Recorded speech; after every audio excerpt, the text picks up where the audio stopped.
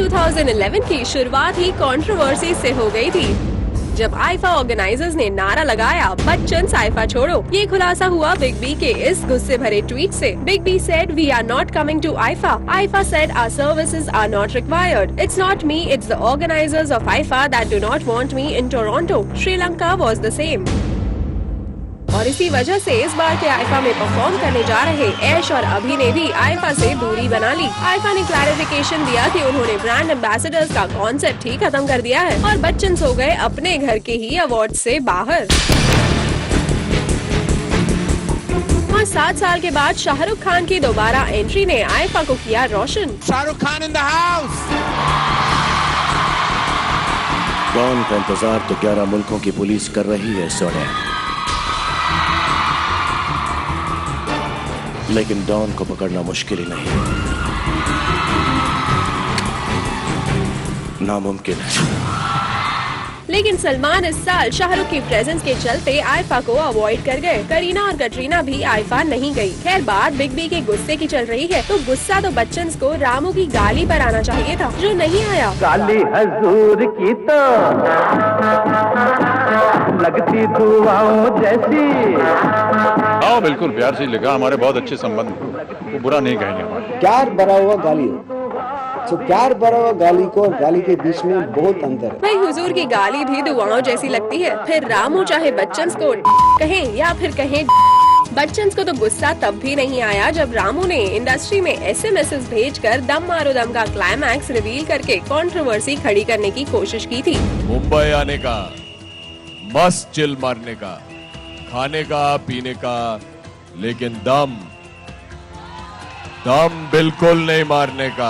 हाँ, big B का सारा गुस्सा उतरा मधुर भंडारकर पर, जिन्होंने अपने ड्रीम प्रोजेक्ट हीरोइन को हुए नुकसान का जिम्मेदार ठहराया ऐश्वर्या राय बच्चन को, क्योंकि ऐश्वर्या ने मधुर से अपने प्रेग्नेंट होने की बात छुपाई थी। इतना हीरोइन का जो बवाल हो चुका है इसके बारे में इतनी चर्चे हुए, मेरे ख्याल से इसको फिलहाल मैंने विराम लगाया है, मैं नहीं बना रहा हूँ। ये कहना मुश्किल है ना, अभी मेरे को स्क्रिप्ट पर रिकॉर्ड करना पड़ेगा, बैठना पड़ेगा, जब मैं आपको पूरी तरह से बताऊंगा कि मैं हीरोइन बना रहा हूँ या कोई दूसरी लव स्टोरी बना रहा हूँ या कोई एक्शन फिल्म बना रहा हूँ। खूब हंगामा हुआ, बॉलीवुड में प्रेगनेंसी क्लॉज पर बहस तक छिड़ गई। I don't think it's unfair for a production house to lay a contract down where they expect of you to be in a certain physical capacity to be able to perform your duties as an actor. Film is like life.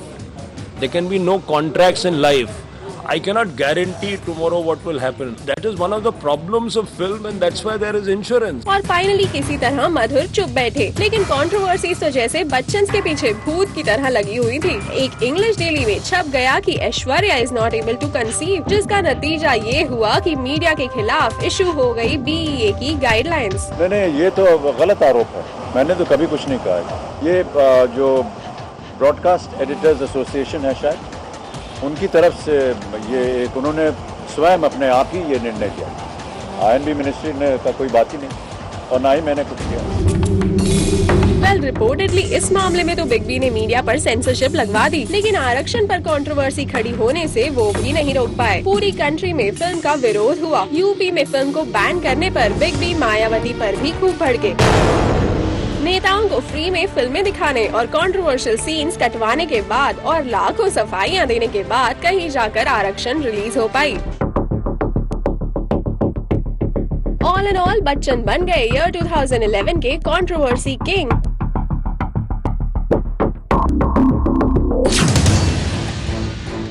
लेकिन controversy queen का खिताब तो बिपाशा को ही मिलना चाहिए। विप्स ने 2 लड़कियों से अपने शू लेसेस बंधवाने वाली ये पिक्चर ट्विटर पर क्या डाली तो उन पर लड़कियों से चाइल्ड लेबर करवाने के इल्जामों की झड़ी लग गई। किसी तरह इस पिक्चर को डिलीट कर और माफी मांगकर पीछा छुड़वाया ही था बिल्लो रानी ने कि अमर सिंह से डर्टी टॉकिंग के टेप्स भूत बनकर सामने आ गए। खूब बदनामी हुई बिपाशा की इस कंट्रोवर्सी से पीछा छुड़ाते छुड़ाते। ट्वीट्स करके खूब सारी सफाई भी दी बॉन्ग बॉम्बशेल ने, लेकिन ये वो दाग नहीं थे जो सर्फ एक्सेल से धुल जाए। कंट्रोवर्सी क्वीन बिपाशा को फॉलो किया बॉलीवुड की क्वीन कटरीना कैफ ने। कटरीना ने कांग्रेस के युवराज राहुल गांधी को हाफ इंडियन बताकर खड़ा कर दिया एक नया बवाल। बात बिगड़ती देख कटरीना को अपने बचाव में मांगनी पड़ी माफी।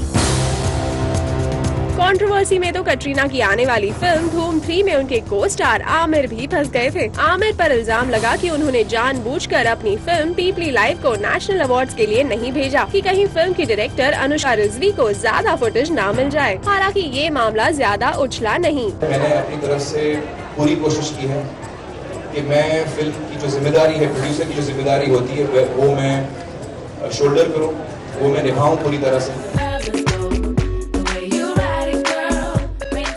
एक खान फिल्म को लाइमलाइट में ना लाने पर फंसे तो दूसरे खान को चुकानी पड़ी सलमान के दबंग मूव्स का मजाक उड़ाने की कीमत। Costume designer made all the pants very loose. All the dancers and the lead actor, the great Mr. Salman Khan, all of them were pulling their pants up throughout. And that's how the step was made for Dabangg. Even superheroes need bodyguards का tweet करके सलमान की बहन अलवीरा ने दोनों खान्स के बीच Khan war की आग में डाल दिया घी, जिससे शाहरुख किसी तरह बच निकले। You have kept some status for Ravan. Would you like to? No, that's. लेकिन अपने दोस्त करीम मोरानी की जलाई आग में झुलस गए शाहरुख। करीम पर इल्जाम लगा था 2G स्पेक्ट्रम घोटाले में रिश्वत का पैसा इधर से उधर करने का। हालांकि शाहरुख ने करीम से अपनी दोस्ती की दुहाई देते हुए पल्ला झाड़ दिया। विवादों से तो ऑस्कर विनर AR रहमान भी नहीं बच पाए इस साल, जब इस्माइल दरबार ने एक प्रेस कॉन्फ्रेंस बुलाकर खुलेआम रहमान पर इल्जाम लगा दिया कि रहमान धुन चुराते हैं। मैं चाहता हूं कि रहमान साहब खुद ईमानदारी से आके बोले कि किसका है। मतलब आप कह रहे हैं कि वो रहमान साहब की नहीं? बिल्कुल। तो किसकी है? रहमान साहब बताएंगे, वो मैं क्यों बताऊं। आप मुझे बताइए ना, ऐसा क्या है कि उसको ऑस्कर मिलना चाहिए। दाग तो महेश भट्ट के ऊपर भी लगा, जब पाकिस्तानी एक्ट्रेस मीरा भट्ट ने उन पर मारपीट और हैरेसमेंट के आरोप लगा दिए। और दिलचस्प बात ये कि अगले ही दिन मीरा अपने स्टेटमेंट से पलट भी गयी।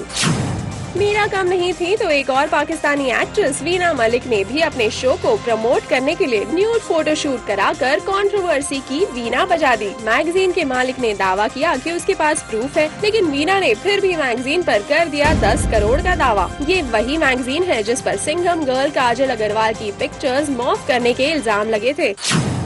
खैर, बात चल रही थी डायरेक्टर्स की, तो एक और डायरेक्टर दिबाकर बनर्जी भी कास्टिंग काउच के इल्जामों की चपेट में आ गए इस साल, जब आइटम गर्ल पायल रोहतगी ने उन पर लगा दिया फिल्म के बदले कॉम्प्रोमाइज की मांग करने का इल्जाम।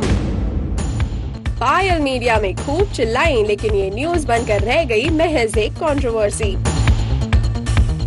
कुल मिलाकर इन छोटी बड़ी कंट्रोवर्सीज के बीच बिग बी और बिपाशा बासु बन ही गए कंट्रोवर्सी किंग एंड क्वीन।